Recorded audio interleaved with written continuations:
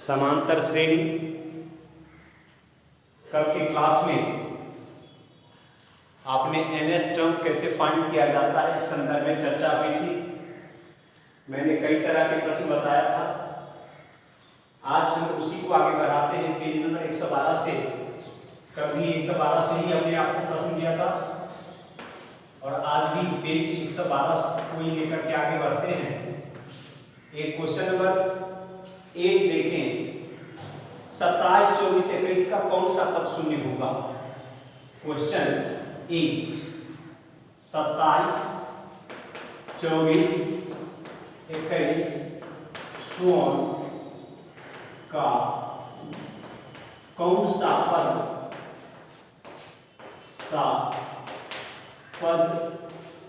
शून्य होगा? कौन सा पद? इट मीन्स यहां आपको n फाइंड करने हैं, नंबर ऑफ टर्म फाइंड करना है। पूर्व की भांति जैसा कि आप परिचित हो, यहां प्रथम पद पूछूं तो प्रथम पद क्या बताएंगे आप? प्रथम पद a बराबर 27 समांतर d बराबर 24 घटाओ 27 अर्थात -3। अंतिम पद l बराबर 0। पदों की संख्या n पूछ रहा है। आपको n का मान ज्ञात करना है। n question mark sign. यहाँ क्या क्या जानकारी? सबसे पहले किसी भी प्रश्न में क्या सूचना उपलब्ध है और क्या पता करना है, क्या जानकारी दिया गया है और क्या निकालना है, इसको भली भांति पहचानना पड़ेगा। अगर ये पहचान पाते हैं तो प्रश्न आसानी से बनते। यहाँ भी वही सूत्र लगाएंगे अंतिम पद का n equal to a plus n minus 1 into d। जहाँ l अंतिम पद है, अंतिम पद का मान आपने क्या देखा? 0। a प्रथम पद है जिसका मान 27, n के प्लेस पे n क्योंकि ज्ञात कर रहे हैं -1 बराबर d के प्लेस में -3। इस तरह आप पक्षांतर कर लें। 0 घटाओ 27 बराबर n माइनस 1 इंटू -3 -27 और ये गुना में 3 है, इसको पक्षांतर कर दें क्या हो जाएंगे? -3 से भागित बराबर n-1 और इस तरह n-1 बराबर 9 बार में ये पूरा कटता है 9, तो n बराबर 9 प्लस 1 अर्थात 10। हमसे प्रश्न पूछ रहा था 27, 24, 21 का कौन सा पद शून्य होगा, तो आपने ज्ञात कर लिया 10वां पद शून्य होगा। सिमिलरली नेक्स्ट क्वेश्चन 11th देखें या 10th देखें, सब एक जैसे हैं।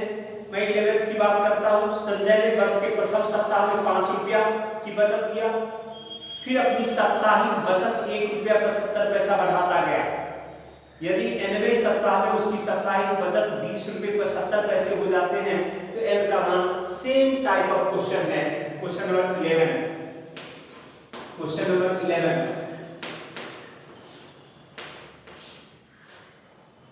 यहाँ कहता है पहला सप्ताह में 5 रुपया जमा करता है और इसके बाद प्रति सप्ताह 1 रुपया 75 पैसा की वृद्धि करता है। तो अगले सप्ताह में क्या हो जाएगा? 5 रुपया 6 रुपया 75 पैसा। उसके आगे क्या हो जाएगा? इसमें 1.75 ऐड कर दीजिए तो क्या हो जाएगा? 5 5 0 बच गया 1 और 7 7 14 1 15 का 5 बच गया 1 8 रुपया 50 पैसा। So on. इसी तरह अंतिम सप्ताह जाकर के 20 रुपया 75 पैसा उसकी कुल बचत हो जाती है। इस तरह आपका श्रेणी बन गया 20 रुपये 75 पैसे उसकी कुल बचत हो जाती है। सिमिलरली उसी प्रकार का प्रश्न है जैसा कि आपने 27, 24, 21 का कौन सा पद शून्य होगा, ठीक उसी तरह 5, 6.75, 8.50 सो उनका कौन सा पद 20.75 होगा। यहां भी आप ठीक उसी तरह प्रथम पद a बराबर 5 सर्वांतर d बराबर दिया गया प्रत्यक्ष रूप में प्रश्न में दिया गया है ₹1.75 प्रति सप्ताह वृद्धि करते गया। इसका मतलब आपका सर्वांतर ₹1.75 होता है। वैसे आप ज्ञात भी कर सकते हो ₹6.75 घटाओ ₹5 अर्थात ₹1.75 आपका सर्वांतर हो गया। अंतिम पद आप देख रहे हैं, अंतिम पद L बराबर ₹20.75 ₹20.75 पदों की संख्या n हमसे पूछ रहा है, क्वेश्चन मार्क साइन। यहां भी वही सूत्र लगेगा जो अभी लगाए हो, n equal to a plus n minus 1 into d। L place on ₹20.75 ₹20.75 a के प्लेस में ₹5 n की जगह में n क्योंकि पूछ रहा है घटाओ 1 गुना d के जगह में ₹1.75। इस तरह आप देखेंगे ₹20.75 5 को पक्षांतर कर लें तो -5 बराबर n माइनस 1 गुना ₹1.75 1.75। इस तरह 15.75 upon 1.75 which is equal to n minus 1। अब आप दशमलव को भिन्न में बदलने की प्रक्रिया जानते हो। दशमलव के बाद 2 अंक अंश में भी हैं, दशमलव के बाद 2 अंक हर में भी हैं। तो आप क्या करोगे नेक्स्ट स्टेप में n minus 1 इक्वल टू 1575 भागित 175। आप देखिए 9 से ये पूरा विभाजित हो जाता है। आप जांच करना चाहते हैं, रद्द करना चाहते हैं, कर लीजिए। 175 गुना 9 बचे 45 का 5 हाथ चला 4 9 7 63 4 7 7 बच गया 6 9 एकम 9 और 6 पर n माइनस 1 बराबर 9 n बराबर 9 प्लस 1 अर्थात 10। अतः श्रेणी का 10वां पद 20.75 होगा। या आप इस तरह लिख सकते हो, संजय लगातार पहला सप्ताह में ₹5 जमा किया और उसके आगे प्रति सप्ताह ₹1.75 वृद्धि करते गया, तो 10वें सप्ताह में जाकर के वह ₹20.75 जमा कर पाएगा। अब हम एक 30th क्वेश्चन देख रहा हूं, बहुत ही सिंपल है। उसी पेज से 30th क्वेश्चन आपका कहता है किसी समांतर श्रेणी का 11वां पद 38 और 16वां पद 73, 31वां पद याद करें। ध्यान रखिए 11वां पद 38 और 16वां पद 73। हमसे 31वां पद पूछ रहा है। क्वेश्चन नंबर 13 की बात कर रहा हूं, फिर से ध्यान दीजिए। क्वेश्चन नंबर 13 में T16 अर्थात 16th term, T for term से हमने T लिया। 16th टर्म 16वां पद कितना 73 एंड T11 टर्म 11वां पद 38। तो कहता है फाइंड T31st टर्म S। फिर से समझिए आपके प्रश्न में सूचना क्या क्या है? किसी समांतर श्रेणी का 16वां पद 73, 11वां पद 38, तो 31वां पद ज्ञात करेंगे। माना समांतर श्रेणी का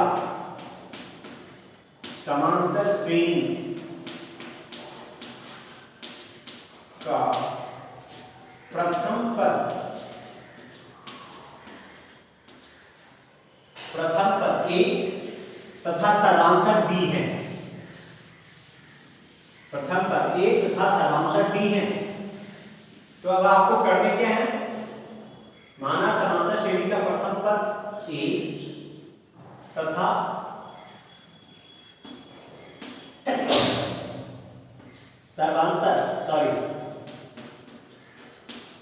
सर्वांतर डी है। तो हमारा श्रेणी क्या बनेगा? 16वां पद ए प्लस 16 माइनस 1 गुना डी बराबर क्या है? कितना? 73। फिर इसी तरह 11वां पद ए प्लस 11 माइनस 1 गुना डी बराबर 38। इसी समीकरण को आप ए प्लस 15 डी बराबर 73 और ए प्लस 10 डी बराबर 38 घटा लें इसको, क्या हो जाएगा? 5 डी बराबर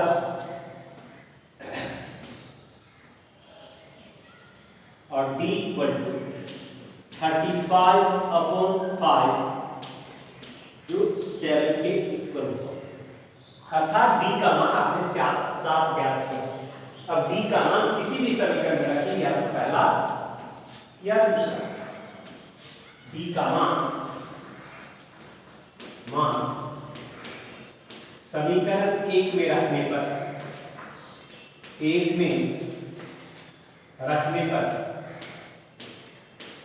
रखिए क्या है? समीकरण 1 हमारा a plus 15 D, a plus 15 Guna D के प्लेस में 7 which is equal to 73।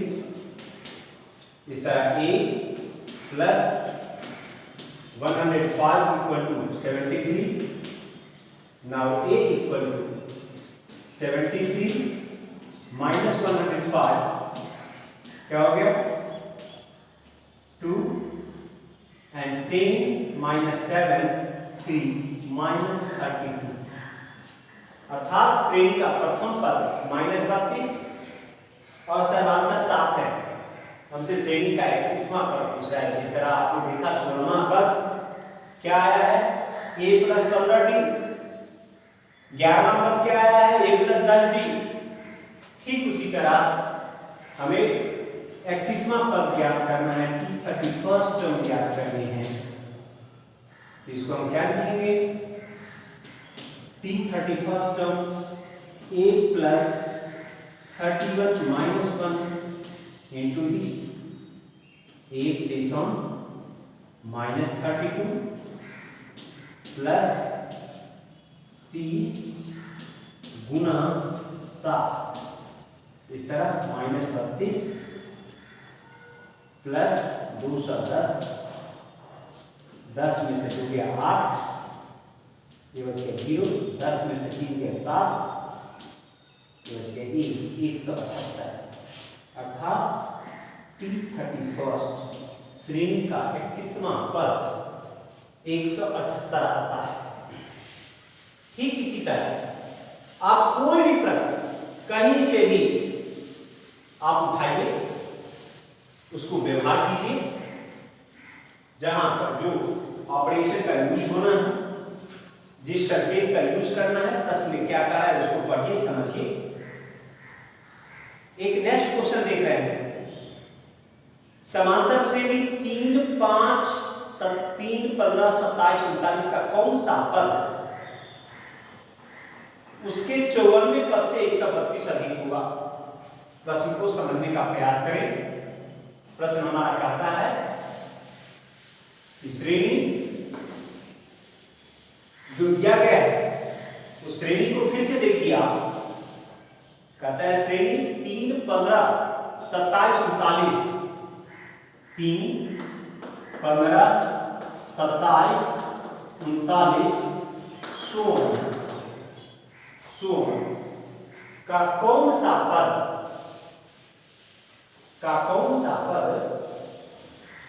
फिर से प्रश्न को देखिए, फिर से समझने का प्रयास कीजिए। समांतर श्रेणी 3, 15, 27, 39 का कौन सा पद उसके 54वें पद से 132 होगा? 54वें पद से 54वां पद से 132 अधिक होगा। Which term of A? कौन सा टर्म?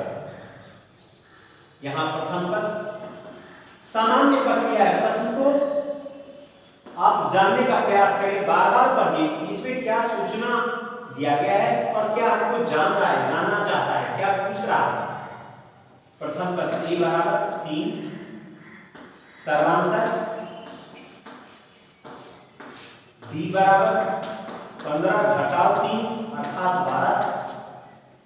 अब कहता है कौन सा पद, तो मान लिया nवां पद उसके 54वें पद से 132 अधिक होगा। तो इसमें कौन सा पद पूछ रहा, कौन सा पद उसके 54वें पद से 132 अधिक होगा। इट मीन्स आपको इसका 54th है ना टर्म भी फाइंड करने हैं और nth टर्म भी फाइंड करने हैं। माना श्रेणी का nवां पद उसके 54वें पद से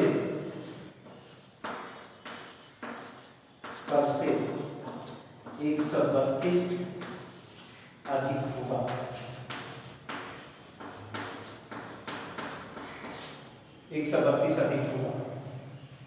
देखिए भाई, तो पहले 54वां पद क्या कीजिए, T54 A plus n-1 into d, या Tn जानते हो nवां पद, तो T54 equal to A plus 54 minus 1 into d, A place on 3, ये 53 इंटू डी प्लेस ऑन 12 अर्थात 3 प्लस 12 36 का 6 बच गया, 3 12 बचे 7 3 63 636, ये 639, दैट इज 54th टर्म। अब कहता है एज पर क्वेश्चन, प्रश्नानुसार हमने मान लिया है कि nth term of AP is 132 more than 54th term, अर्थात nवां टर्म जो है, nवां पद जो है उसके 54वें पद से 132 अधिक होगा। तो देखिए nवां पद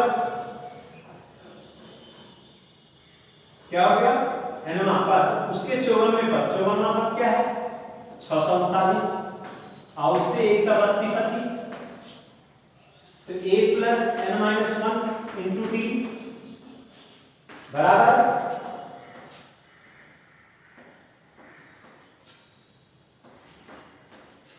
फिर चेक कर लें, 2 और 9 11 का 1 बच गया, 1 4 3 7 6 1 7, A place on 3 plus n-1 into D place on 12 which is equal to 771, n-1 into 12 equal to 771 minus 3, n-1 equal to into 12 equal to 11 से 3 गया 8 6 7।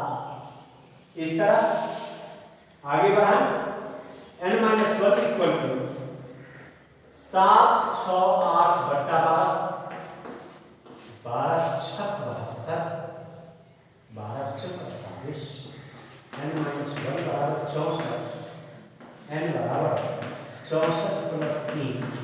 n बराबर 65, अर्थात श्रेणी का 65वां पद आप ऐसे निष्कर्ष लिख सकते हो 65वां पद उसके 54वें पद से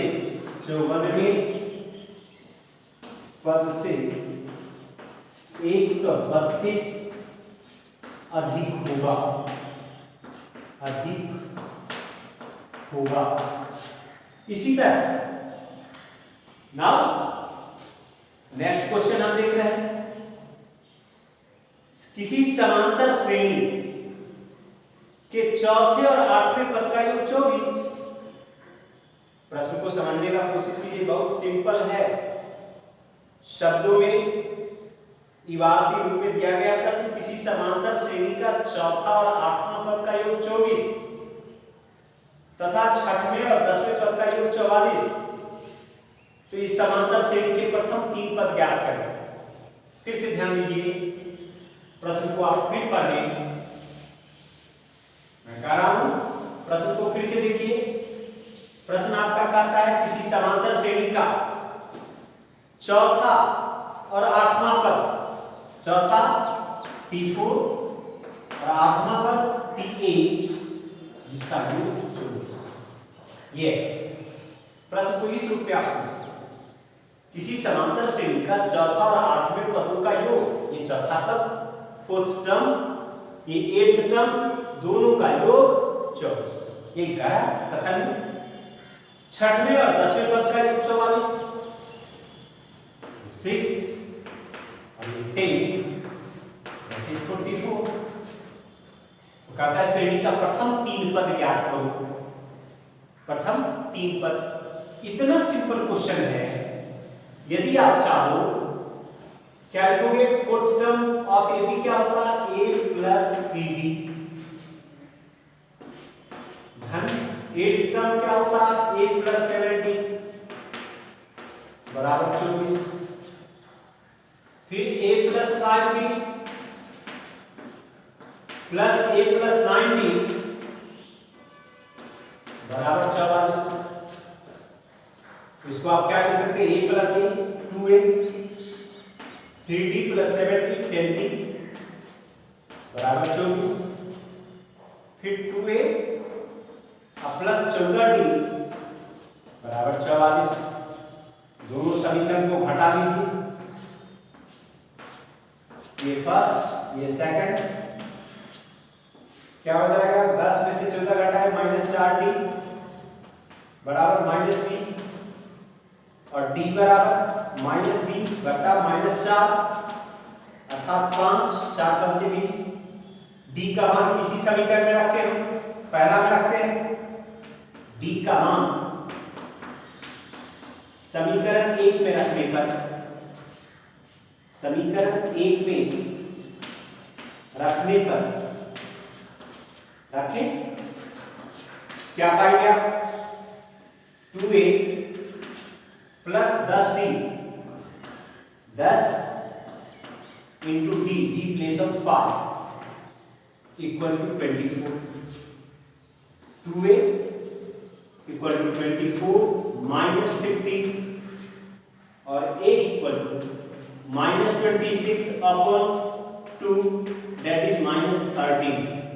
अब श्रेणी का प्रथम पद भी आपको मालूम है और श्रेणी का समांतर भी मालूम है, तो प्रथम 3 पद क्या, जितना भी पद पूछेगा आप निकाल सकते हो। और मैंने पहला दिन बताया था कि समांतर श्रेणी का व्यापक स्वरूप जो होता है वो व्यापक स्वरूप क्या है, a plus b, a plus 2d, ये 3 पद तो है, a अर्थात -13, a प्लस b -13 प्लस 5 अर्थात -8, a plus 2d -13 plus 2 into 5 -13 plus 10 that is -3। अर्थात श्रेणी का प्रथम 3 पद -13, -8, -3 होंगे। एक आपका नाउ नेक्स्ट वन। इसी तरह आप अन्य भी कई प्रश्न देख सकते हैं। उदाहरण के लिए अब हम पेज नंबर 138 की बात करते हैं। एक क्वेश्चन और है पेज नंबर 112 से ही 18वां 3, 8, 13 सोम 253 में अंत से 10वां पद, अंत से 10वां पद। यहां ध्यान रखिएगा जब प्रारंभ से हम ज्ञात करते हैं nवां पद Tn equal to a plus n-1 into d, और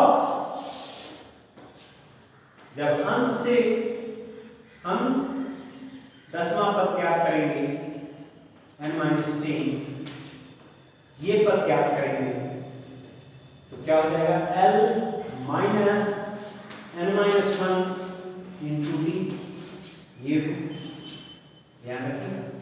इसी बेस पर आप क्वेश्चन नंबर 18 को हल कर सकते हो। ध्यान रखिएगा कहीं भी अगर आपको ऐसा प्रश्न मिल जाता है कि अंत से श्रेणी का जिस नंबर का पद पूछता हो, 10वां पद, 4था पद, 18वां पद, जो भी पद पूछता हो, तो आप यहां पर सूत्र जो है इस तरह उपयोग करोगे। क्या L माइनस यहां a plus n-1 into D हुआ था, और यहां L माइनस माइनस का उपयोग करेंगे। दोनों में डिफरेंस इतना है, यहां a प्लस था और यहां L minus. Rest thing are equal, rest things are equal. Now next one 130 page से हम एक क्वेश्चन ले रहे हैं। पेज 130 कहता है किसी समांतर श्रेणी का p वां पद 1/q, q वां पद 1/p, तो सिद्ध कीजिए श्रेणी का p इंटू q वां पद का मान 1 होगा। फिर से ध्यान दीजिए, ज्ञात है p वां पद 1/q, q वां पद 1/p, तो सिद्ध करें, सिद्ध करें P इंटू Q ये सिद्ध करें। यही आपका सूचना। प्रश्न को फिर से समझने का प्रयास करें। किसी समांतर श्रेणी का p वां पद 1/q, q वां पद 1/p, तो हमसे कहता है सिद्ध करो श्रेणी का p इंटू q वां पद 1। बहुत साधारण प्रश्न। ऐसा नहीं कि मैं कहता हूं मेरे लिए साधारण है, सामान्य है, आसान है, ऐसा नहीं। आप कहेंगे आपके लिए आसान होगा। देखिए इससे पूर्व के प्रश्न में हमने क्या किया था, माना समांतर श्रेणी का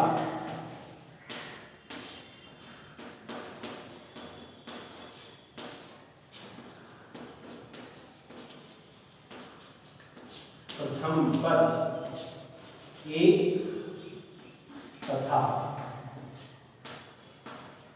सर्वांतर d है। प्रथम पद a तथा सर्वांतर d। इस बेस पर आप क्या कर सकते हैं, समांतर श्रेणी का प्रथम पद a तथा सर्वांतर d है और हमको p वां पद दिया गया है। It means a plus p minus 1 into D, जो 1/q दिया गया है, और q वां पद a plus q minus 1 into D, जो 1/p के बराबर है, 1/p के बराबर है। फिर से जानिए आप, किसी समांतर श्रेणी का p वां पद 1/q और q वां पद 1/p है।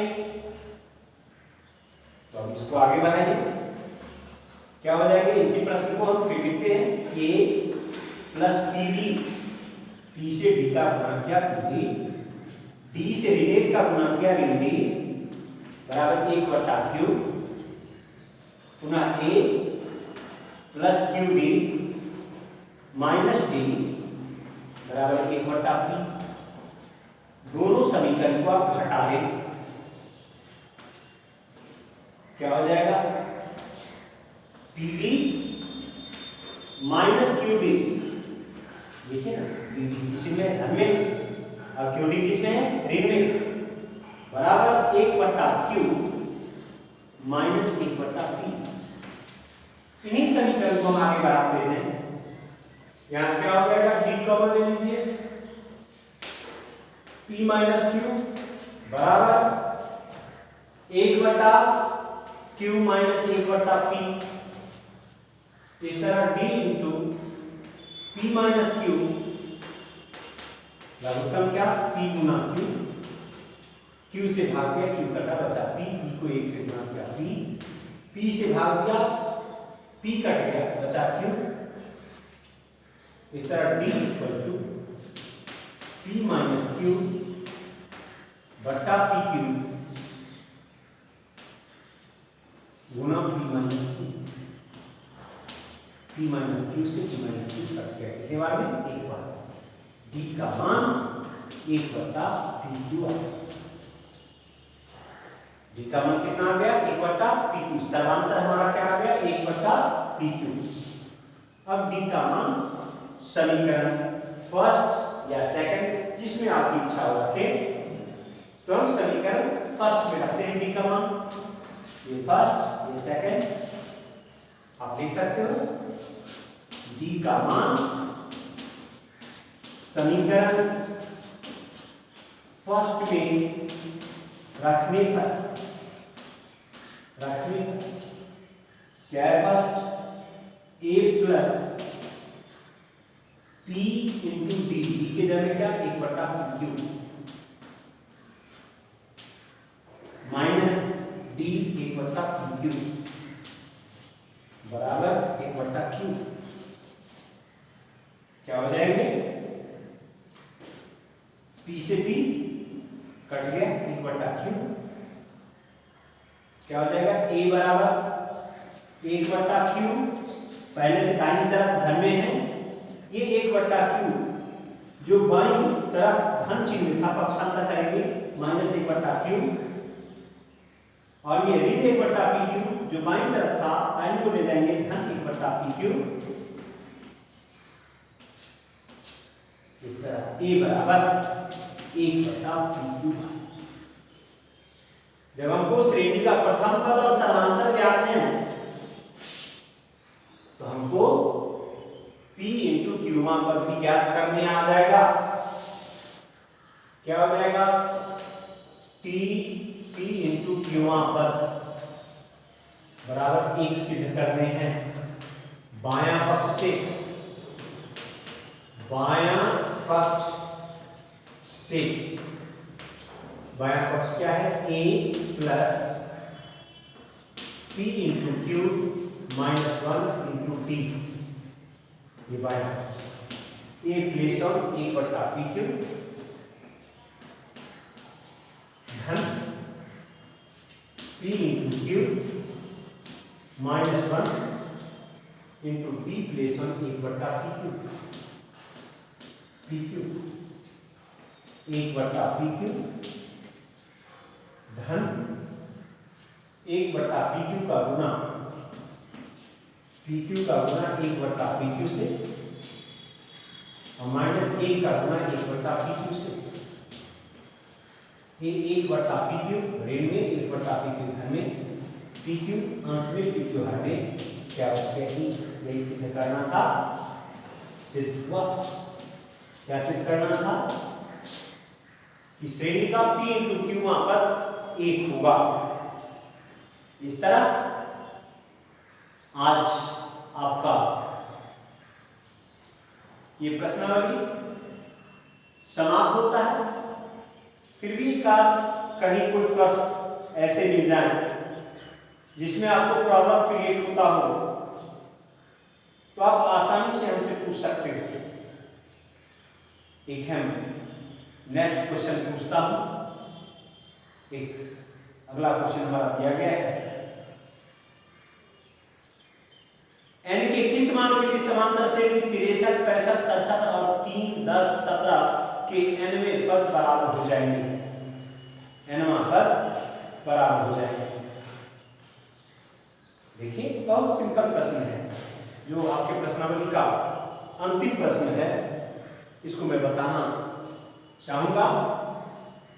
फिर से जानिए, दो श्रेणी है, एक श्रेणी हमसे कह रहा है, पहला श्रेणी जो है इस तरह है कि 63, 65, 67, 63, 65, 67 डैश डैश डैश, और दूसरा श्रेणी 3, 10, 17, 3, 10, 17 के n के किस मान के लिए nवां पद बराबर हो जाएंगे? n का किस मान? दोनों में हमको nवां पद ज्ञात करना है। दो श्रेणी है प्लस दो थे मान लीजिए, दोनों का nवां पद। अब सीधा सीधा आप इस तरह इसको समझिए कि दो प्रश्न हैं, दोनों का nवां पद ज्ञात करना है और दोनों बराबर हो जाए तो n का कौन सा मान रखें कि दोनों बराबर? यहां देखिए, पहला प्रथम श्रेणी के लिए, प्रथम श्रेणी के लिए a बराबर क्या? 63, b बराबर क्या? 65 माइनस 63 अर्थात 2, और पदों की संख्या n पद n।